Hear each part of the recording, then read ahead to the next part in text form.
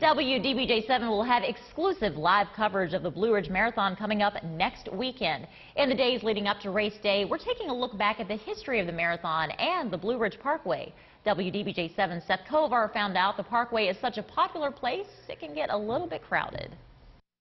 When President Franklin Roosevelt approved the building of the Blue Ridge Parkway during the Great Depression, it was supposed to be a road for cars and trucks. It gave drivers a direct route from Great Smoky Mountains National Park in North Carolina to Shenandoah National Park in Virginia. Decades later, cars and trucks still use the 469-mile road, but so do motorcycles, hikers, and bikers. Our job is to manage all of those uses of the Parkway.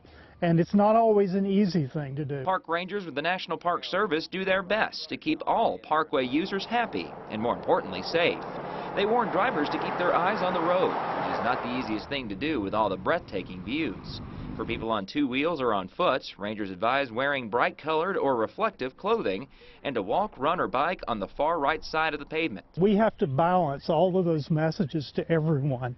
There is sometimes some conflict. Bikers like Chris Berry say that conflict comes when cars and bikes try to share the road.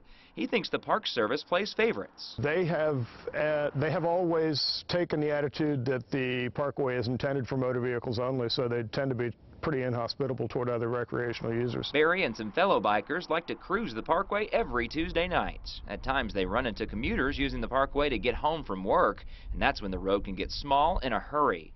Barry wishes the Park Service would crack down on that kind of Parkway usage. We believe that the Parkway is here, solely for recreational use, and to see them take the side of the people who use it as a commuter thoroughfare is pretty disheartening. But one person's commute is another person's therapy. Ranger Peter Gibbons talks to lots of people who say their drive home on the Parkway is the best part of their day.